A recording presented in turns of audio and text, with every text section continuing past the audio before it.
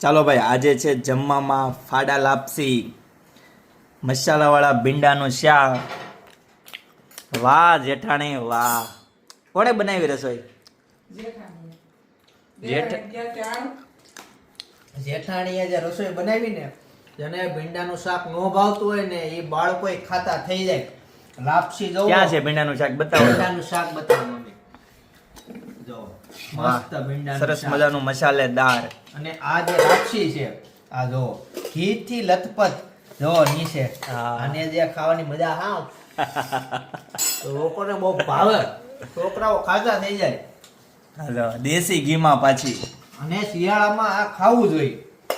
સાથે જો આ મૂળી તને મસ્ત મરચા છે કે મૂળી છે? મૂળી છે મૂળી. મમ્મી શું કહેવાય ને? મૂળીની ભાજી મૂળીની ફ્રાય કરેલી છે, ફ્રાય કરેલી છે. સંભારો બનાવેલો.